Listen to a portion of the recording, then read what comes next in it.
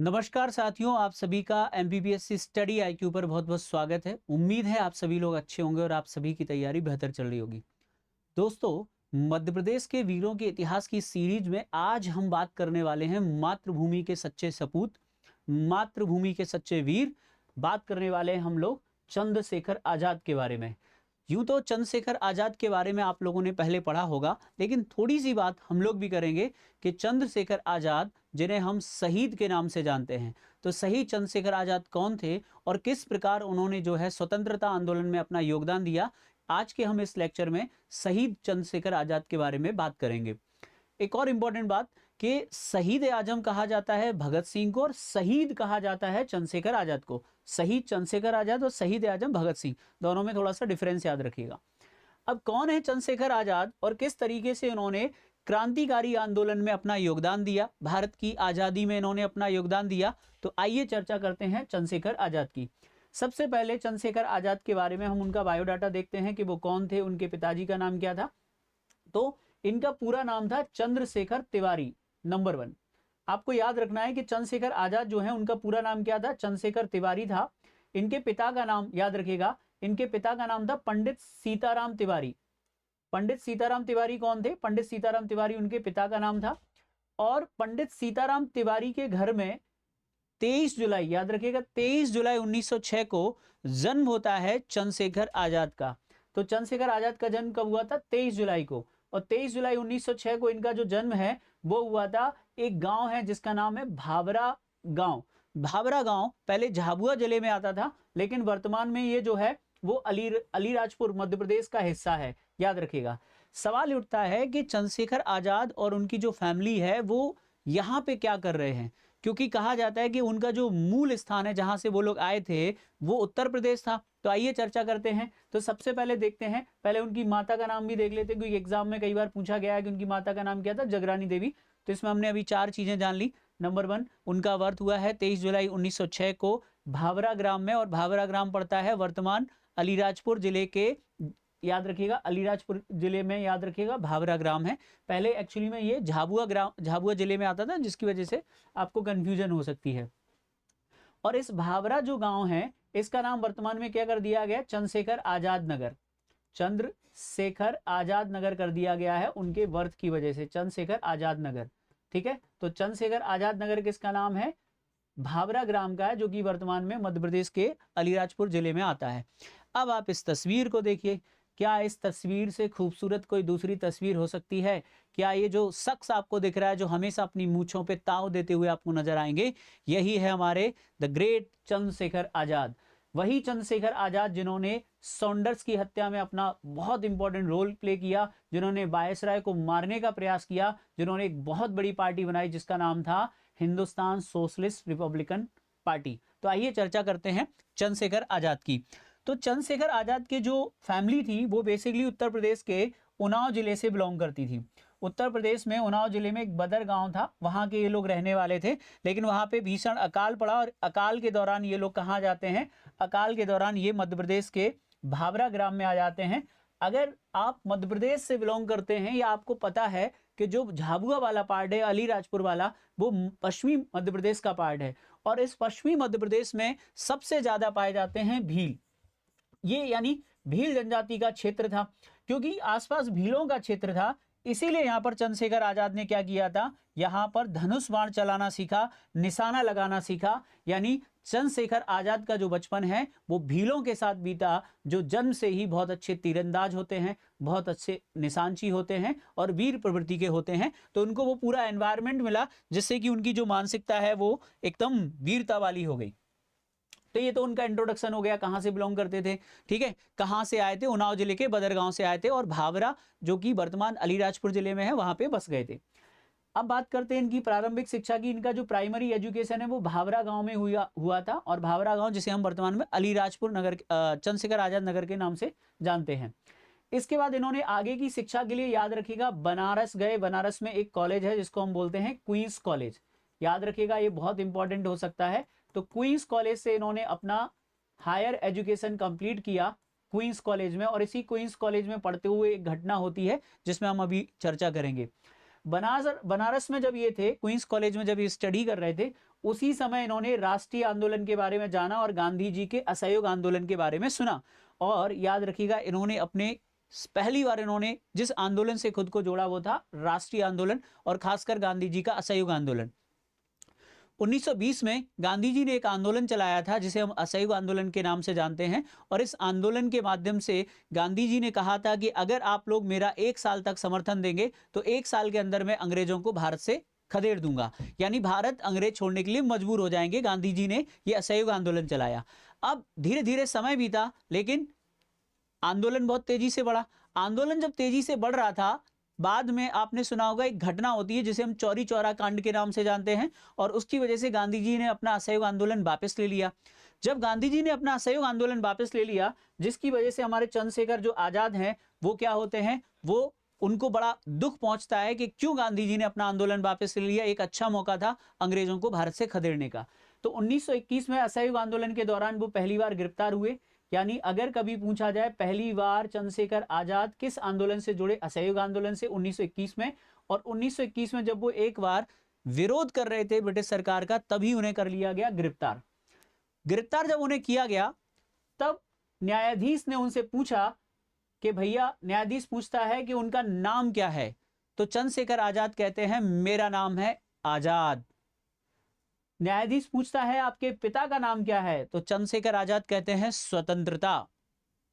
न्यायाधीश पूछता है आपका घर कहां है, आपका निवास क्या है, तो वो कहते हैं जेल खाना। और तभी से, क्योंकि उन्होंने भरे कोर्ट में न्यायाधीश के समक्ष वीरतापूर्ण तरीके से कहा कि मैं आजाद हूं, मेरे पिता का नाम स्वतंत्रता है और मेरा घर है जेल खाना, न्यायाधीश ने उनको सजा दी। और यहीं से याद रखिएगा उनका नाम पड़ गया था चंद्रशेखर आजाद। उनके नाम के साथ जुड़ गया चंद्रशेखर तिवारी से चंद्रशेखर आजाद, क्योंकि उन्होंने खुद को आजाद बोल दिया। अब क्योंकि जब उन्होंने न्यायाधीश को इस तरीके से कहा, तो यहां पर न्यायाधीश के द्वारा उनको सजा दी गई थी 15 बेंत की।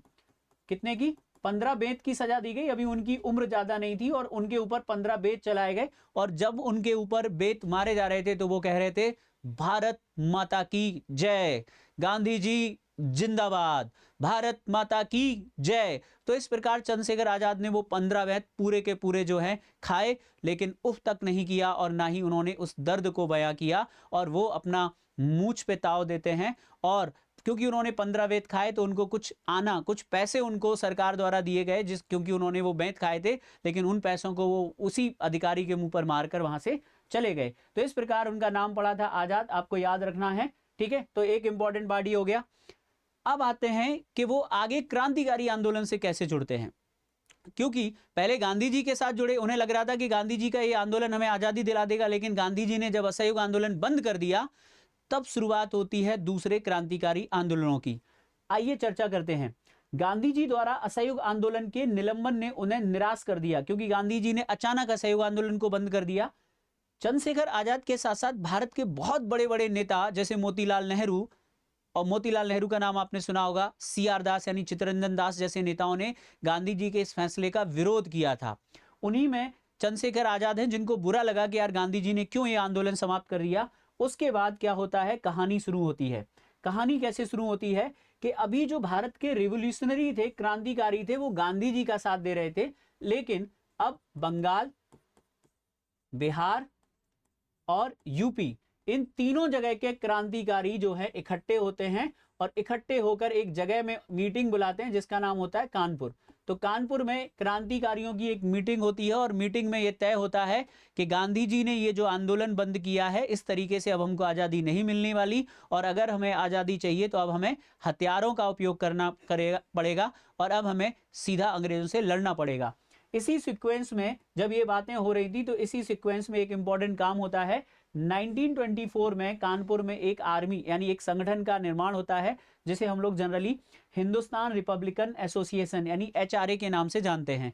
एग्जाम में क्वेश्चन पूछा जाता है कि HRA कब बना था, याद रखिएगा। तो HRA बना था 1924 में, और HRA के जो फाउंडर हैं उनका नाम था सचिंद्र सान्याल। क्या नाम था बच्चों?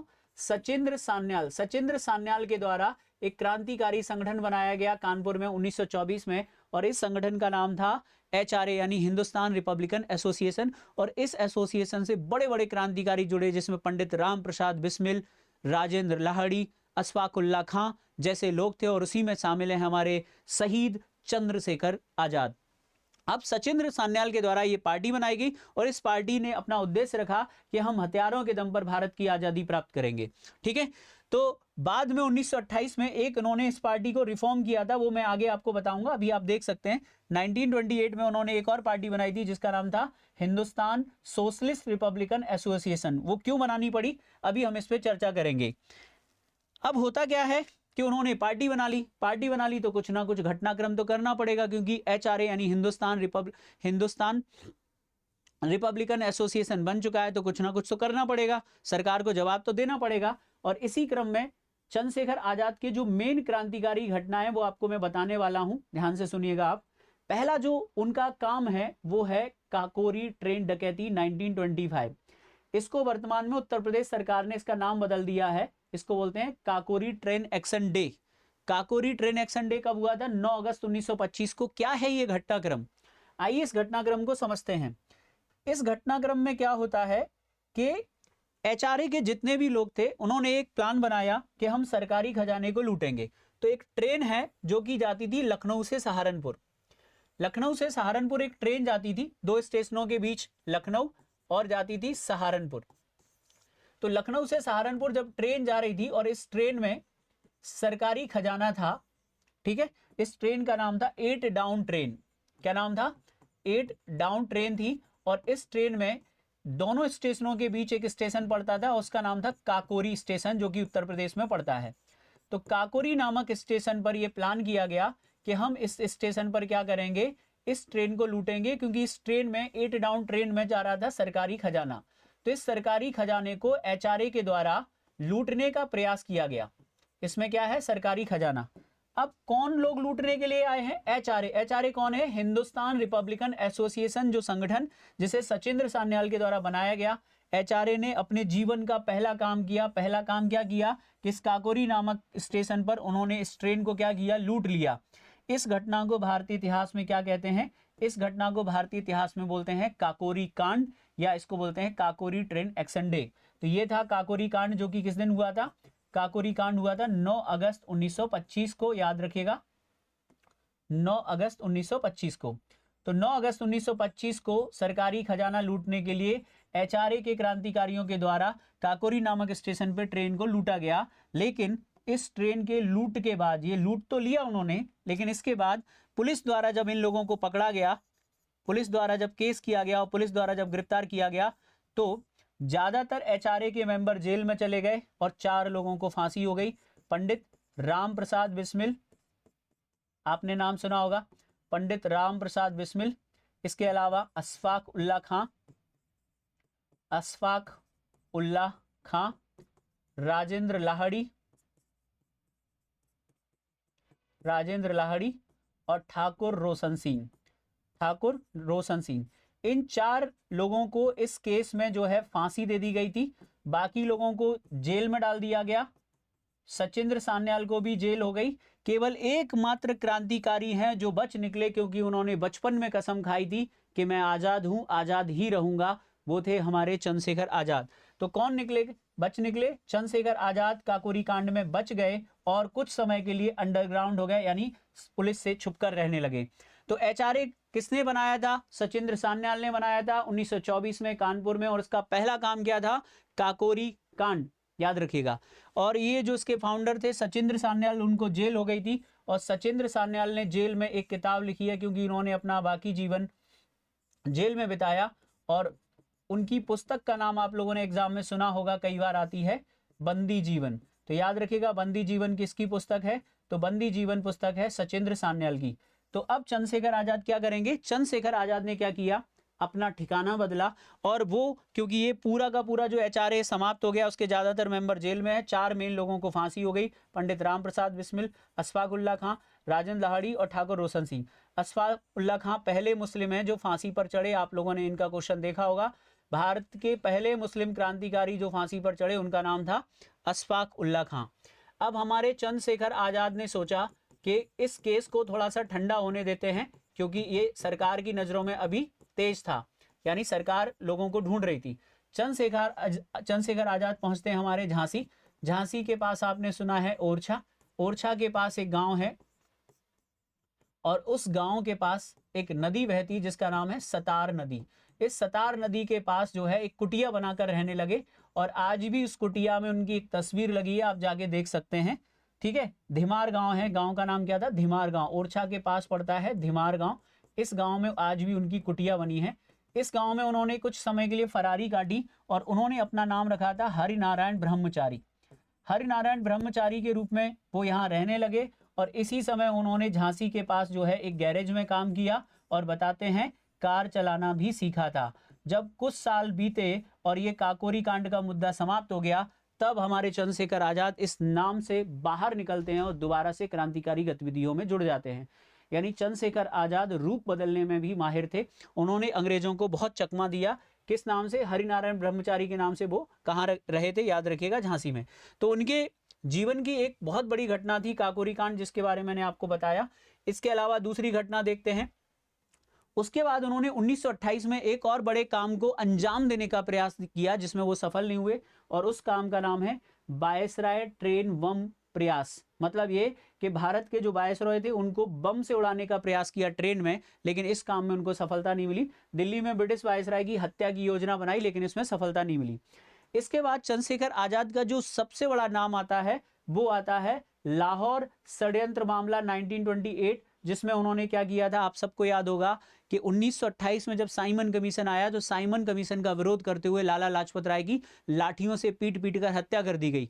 उस हत्या का बदला लेने के लिए चंद्रशेखर आजाद ने भगत सिंह के साथ मिलकर लाहौर के एसएसपी, लाहौर का जो एसएसपी था जिसका नाम था सॉन्डर्स, उसकी हत्या कर दी। तो लाला लाजपत राय की मौत का बदला लेने के लिए उन्होंने क्या किया था, सॉन्डर्स नामक जो अंग्रेज अधिकारी था लाहौर का, उसकी हत्या कर दी। और इस हत्या में भगत सिंह, राजगुरु और सुखदेव भी शामिल थे। ठीक है, याद रखिएगा। तो चंद्रशेखर आजाद का एक काम क्या हो जाएगा, लाहौर षड्यंत्र केस या सॉन्डर्स की हत्या करना। एक काम क्या है, वायसराय को ट्रेन में बम से उड़ाने का प्रयास, हालांकि इसमें सफलता नहीं मिली। और एक हो गया काकोरी ट्रेन एक्शन डे। इसके अलावा याद रखिएगा, उनकी विचारधारा ब्रिटिश उत्पीड़न के खिलाफ सशस्त्र क्रांति में विश्वास रखती थी। जैसा मैंने आपको बता दिया, उनका आदर्श वाक्य है कि शक्ति के माध्यम से, स्वतंत्रता, समर्पण के माध्यम से नहीं। विचारधारा है विदेशी शासन का अंत, समाजवाद की स्थापना, युवाओं में देशभक्ति की भावना, ये उनका मोटिव रहा है।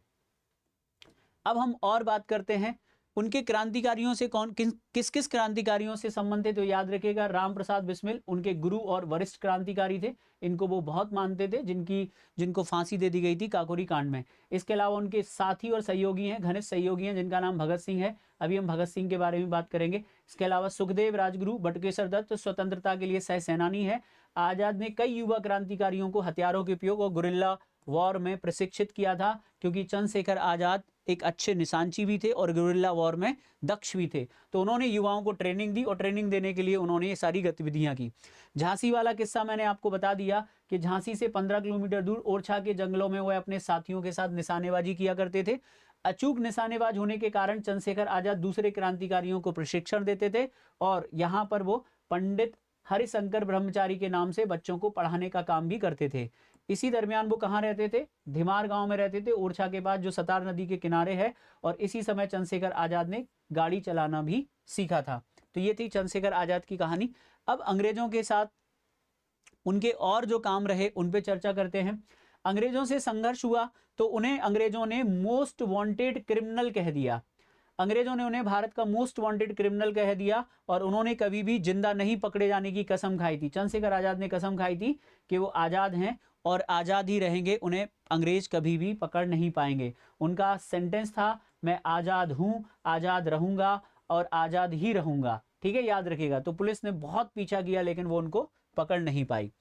चंद्रशेखर आजाद के बारे में कहा जाता है कि उन्हें जिंदा या मुर्दा पकड़ने के लिए लगभग उस समय 5,000 का इनाम सरकार द्वारा घोषित किया गया था। चंद्रशेखर आजाद का देने वाले को 5,000 का इनाम, जिंदा या मुर्दा, अंग्रेजों द्वारा लगाया गया। ये पोस्टर उनके बारे में जानकारी देता है। अब हम बात करते हैं, आखिरी हमारी एक घटना है जिसका नाम है अल्फ्रेड पार्क की घटना। यूं तो चंद्रशेखर आजाद का जो मेन अगर आप रोल देखेंगे वो है क्रांतिकारियों को ट्रेनिंग देना, क्रांतिकारियों को निशानेबाजी, क्रांतिकारियों को प्रशिक्षण देना। क्रांतिकारियों को बहुत प्रेरणा उनके द्वारा मिली। सभी क्रांतिकारी उन्हें पंडित जी कह के बुलाते थे क्योंकि वो तिवारी जी थे। चंद्रशेखर आजाद का जो लास्ट किस्सा है हम उस पर चल रहे हैं और मैं कोशिश करूंगा कि आपको उनके बारे में बहुत अच्छे से सारी चीजें समझ में आई, उनका बर्थ प्लेस, उनके फादर का नाम, मदर का नाम, और उनका पहला आंदोलन असहयोग आंदोलन, बाद में एचआरए से जुड़े काकोरी कांड, ट्रेन में वायसराय को मारने की हत्या, और सबसे पॉपुलर है उनका सॉन्डर्स की हत्या में जो उनका योगदान रहा। इसके बाद क्या होता है, इसके बाद आपको एक घटनाक्रम बताता हूं। इस घटनाक्रम को समझने से पहले आपको एक छोटा सा पार्ट इसका समझना पड़ेगा, मैंने बता दिया था लेकिन दोबारा मैं आपको बता रहा हूं। देखिए, सबसे पहले वो एक संगठन से जुड़े थे जिसका नाम था एचआरए। एचआरए 1924 में कानपुर में बना था, लेकिन जब हुआ काकोरी कांड, तो काकोरी कांड की वजह से ये जो एचआरए है, काकोरी कांड कब हुआ था बच्चों? 9 अगस्त 1925 को हुआ था। तब 9 अगस्त 1925 को जब काकोरी कांड हुआ था, जिसकी वजह से एचआरए हो गया था समाप्त। यानी एचआरए के ज्यादातर मेंबर कहां चले गए? जेल में चले गए, और 4 बड़े मेंबर को फांसी हो गई। तो फिर बीच में चंद्रशेखर आजाद क्या हुए? अंडरग्राउंड हुए, और अंडरग्राउंड रहने के बाद में कब आए? 1928 में। 1928 में चंद्रशेखर आजाद के द्वारा एक पार्टी बनाई गई, और वो भारत की बहुत ही फेमस पार्टी रही है, क्रांतिकारी संगठन रहा है, जिसका नाम था HSRA।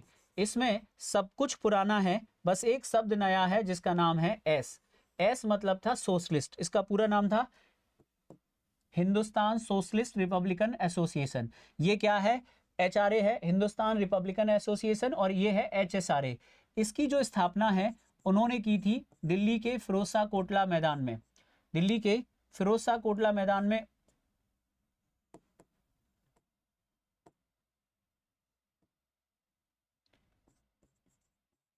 फिरोजशाह कोटला मैदान, तो दिल्ली के फिरोजशाह कोटला मैदान में चंद्रशेखर आजाद द्वारा एक संगठन बनाया गया। इसके संस्थापक कौन थे? चंद्रशेखर आजाद। याद रखिएगा, चंद्रशेखर आजाद के द्वारा एक नया क्रांतिकारी संगठन बनाया गया जिसका नाम था HSRA। और इस संगठन से कई सारे क्रांतिकारी जुड़े, जिसके एक बहुत ही फेमस मेंबर हैं कौन? भगत सिंह। तो अन्य सदस्यों में कौन थे? अन्य सदस्यों में बहुत सारे लोग हैं, जिसमें भगत सिंह हैं, सुखदेव हैं, राजगुरु हैं। भगत सिंह, सुखदेव, राजगुरु, शिव वर्मा, यशपाल, भगवती चरण बोरा, यशपाल, भगवती चरण बोरा आदि बहुत सारे क्रांतिकारी थे। और इसके जो मेन फाउंडर हैं वो कौन है? चंद्रशेखर आजाद। चंद्रशेखर आजाद ने इस पुराने संगठन को एचआरए, क्योंकि एचआरए किस में इन्वॉल्व हो गया था? काकोरी कांड में। इसके ज्यादातर मेंबर जेल में चले गए, कुछ को फांसी हो गई, तो इसको पुनर्जीवित किया और इसको रिफॉर्म करके एक नया नाम दिया 1928 में, जिसका नाम था हिंदुस्तान सोशलिस्ट रिपब्लिकन एसोसिएशन, जिसे हम HSRA कहते हैं। HSRA ने 2 काम किए थे। HSRA ने 2 काम क्या किए थे? पहला काम इसने किया था सॉन्डर्स की हत्या, जो मैंने आपको बताया। सॉन्डर्स की हत्या किसने की थी? सॉन्डर्स की हत्या की थी चंद्रशेखर आजाद, भगत सिंह और सुखदेव, ये लोग उसमें इन्वॉल्व हुए थे। 1928 में इन्होंने अक्टूबर 1928 में सॉन्डर्स की हत्या कर दी थी लाहौर में, और इस केस को भारतीय इतिहास में लाहौर कॉन्स्पायरेसी केस यानी लाहौर षड्यंत्र केस कहते हैं। ये HSRA का पहला काम था। आप ऐसा भी समझ सकते हैं कि HSRA ने केवल सॉन्डर्स की हत्या करने के लिए ही मतलब ये बना था HSRA, क्योंकि ये जो सॉन्डर्स है इसी के द्वारा जो है लाला लाजपत राय पर प्रहार किए गए थे, जिसकी वजह से उनकी डेथ हो गई। बाद में HSRA ने एक और काम किया जो उनका आखिरी काम हो गया, और उस काम का नाम था केंद्रीय विधानमंडल में बम कांड। केंद्रीय जो विधानमंडल है बच्चों, केंद्रीय विधानमंडल जिसे सेंट्रल लेजिस्लेटिव असेंबली कहते थे, 1929 में इस पर जो है इसकी खाली बेंचों पर भगत सिंह और उनके साथी ने क्या किया था? यहां पर याद रखेगा, बम फेंके थे। और इस घटना से क्या हुआ था? सरकार बहुत गुस्सा हुई, और इस घटना के बाद भगत सिंह को कर लिया गया था गिरफ्तार। जब भगत सिंह को गिरफ्तार कर लिया गया तो उसके बाद बाकी लोगों को भी गिरफ्तार किया गया, और इस तरीके से एक केस बनता है जिसको बोलते हैं हम लोग लाहौर षड्यंत्र केस। HSRA के 2 ही इंपॉर्टेंट काम है। नंबर 1, पहला काम है सॉन्डर्स की हत्या, दूसरा इंपॉर्टेंट काम है सेंट्रल लेजिस्लेटिव असेंबली 1929 में बम फेंके, खाली बेंचों पर बम फेंके, और बम के साथ कुछ पर्चे फेंके, और पर्चों पे लिखा था कि बहरे कानों तक आवाज पहुंचाने के लिए धमाका किया गया है। यानी इस गूंगी सरकार को अपनी बात पहुंचाने के लिए धमाका किया है। और यहीं पर भगत सिंह ने नारा दिया था, साम्राज्यवाद का नाश हो, इंकलाब जिंदाबाद। इंकलाब जिंदाबाद। तो उसके बाद उनको अरेस्ट कर लिया गया। अरेस्ट करने के बाद उनको जो है, अरेस्ट करने के बाद क्या किया गया, 3 लोगों को, इसमें भगत सिंह, सुखदेव, भगत सिंह, सुखदेव और राजगुरु, याद रखिएगा, इन तीनों पर एक केस चलाया गया सॉन्डर्स की हत्या का, जिसे हम लाहौर कॉन्स्पायरेसी केस कहते हैं। और तीनों को उस केस में फांसी की सजा सुनाई गई। क्या सुनाई गई? फांसी की सजा सुनाई गई कि इनको तीनों को फांसी दी जाएगी। फांसी की सजा सुनाई गई थी लाहौर षड्यंत्र केस में। किस केस में इनको फांसी हुई थी? लाहौर षड्यंत्र केस। कौन सा है लाहौर षड्यंत्र केस? लाहौर षड्यंत्र केस है वही सॉन्डर्स की हत्या वाला। तो इस केस में जब इनको फांसी की सजा सुनाई गई, तो अब कौन बचा है? याद रखिएगा, चंद्रशेखर आजाद हमारे यानी पंडित जी परेशान हैं, क्योंकि उनके 3 मेन साथी जो हैं क्या कर रहे हैं, उनके 3 मेन साथियों को क्या होने वाली है? फांसी होने वाली है। इसलिए चंद्रशेखर आजाद उनको बचाने के लिए, इनकी फांसी की डेट तय की गई थी मार्च 1931। क्या तय किया गया था? इनकी फांसी की डेट तय की गई थी मार्च 1931। जैसा कि आप जानते हैं 23 मार्च को इनको फांसी हुई थी। तो अभी केवल डेट तय हुई है। क्या हुई थी? डेट फिक्स हुई थी, फांसी नहीं हुई थी। तो अब चंद्रशेखर आजाद इन तीनों को बचाने के लिए पूरा जी जान लगा देते, क्योंकि उनके साथी थे। उन्होंने कहा कि किसी ना किसी तरीके से मैं भगत सिंह की फांसी रुकवाऊंगा, किसी ना किसी तरीके से मैं इनकी सजा को कम करवाऊंगा। इसके लिए गणेश शंकर विद्यार्थी के कहने पर, जो एक बहुत बड़े क्रांतिकारी थे, उनके कहने पर ये आनंद भवन गए। और आनंद भवन कहाँ पर है? याद रखिएगा, आनंद भवन है इलाहाबाद में, पंडित नेहरू के घर। पंडित जी के जब घर गए, पंडित जवाहरलाल नेहरू के घर पहुंचे, तो वहां पर वो उनसे इसलिए मिलना चाहते थे क्योंकि नेहरू जी तक अगर ये अपनी बात पहुंचाएंगे कि इन युवकों की फांसी रोक दीजिए, तो नेहरू जी इस बात को रख देंगे गांधी जी को, क्योंकि गांधी जी 5 मार्च 1931 को लॉर्ड इरविन से एक समझौता करने वाले थे, क्योंकि गांधी जी ने 1930 में आंदोलन चलाया था, सविनय अवज्ञा आंदोलन। सविनय अवज्ञा आंदोलन को बंद कराने के लिए अंग्रेज उनसे बातचीत कर रहे थे, और अंग्रेज गांधी जी को लंदन में भेजना चाहते थे गोलमेज सम्मेलन में भाग लेने के लिए। इसीलिए वो हर हाल में गांधी जी से समझौता करना चाहते थे। और इसी वजह से पंडित जवाहरलाल नेहरू आनंद भवन इलाहाबाद पहुंचे जवाहरलाल नेहरू से मिलने के लिए, पर शायद उनकी मुलाकात नहीं हो पाई, वो अपनी बात नहीं कह पाए। और जब वो वहां से लौट रहे थे, यहाँ से जब वो लौट रहे थे, तो किसी ने उनकी खबर कहाँ दे दी कि वो इलाहाबाद के अल्फ्रेड पार्क में है। तो इलाहाबाद में एक पार्क है जिसका नाम है अल्फ्रेड पार्क। तो इस अल्फ्रेड पार्क में वो अपने एक साथी के साथ जो है पहुंचे थे, बातचीत कर रहे थे कि इतने में पता चला कि पीछे से पुलिस आ गई। पेड़ों की झुरमुट से कदमों की आहट आई, समझ गए शेखर के गद्दारों ने अपनी जात दिखाई।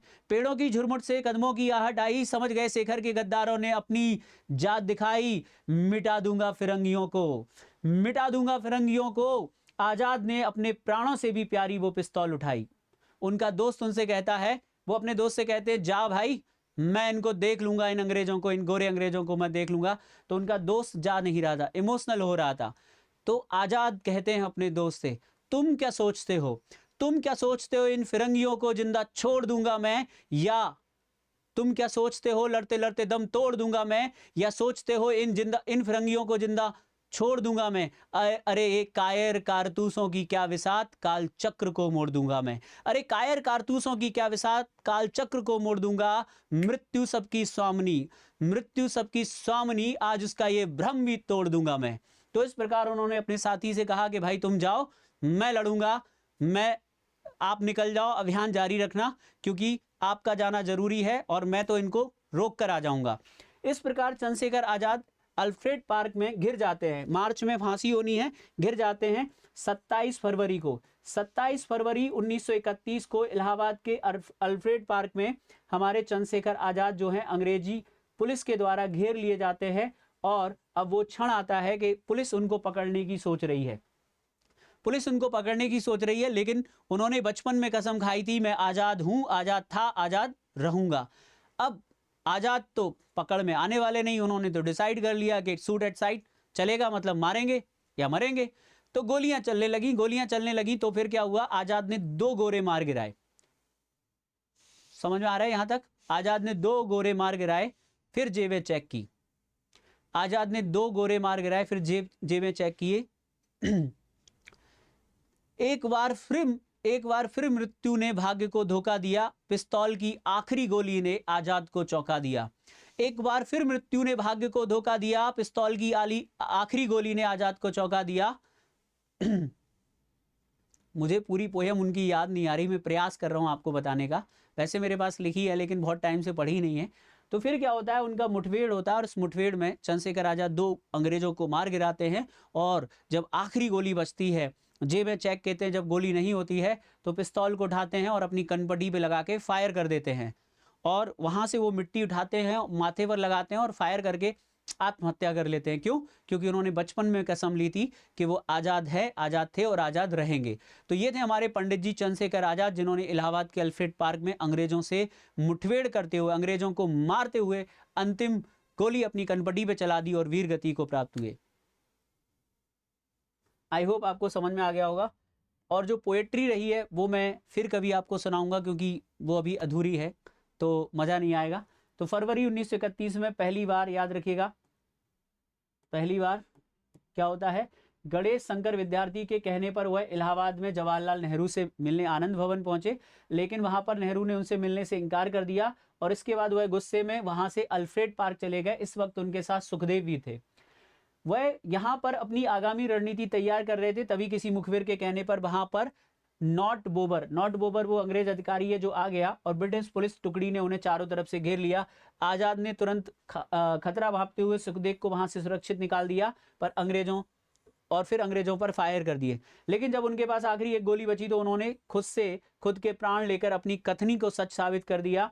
अल्फ्रेड पार्क में 27 फरवरी 1931 को उनके दिए गए इस बलिदान को भारत कभी नहीं भुला पाएगा। आज़ादी के बाद इस पार्क का नाम बदलकर चंद्रशेखर आज़ाद पार्क कर दिया गया है। मध्य प्रदेश के जिस गांव में वो रहे थे उस गांव उसका धीमारपुरा नाम बदलकर आज़ादपुरा कर दिया गया है और मध्य प्रदेश के जिस गाँव में उनका जन्म हुआ था उसका नाम भी बदल दिया गया है।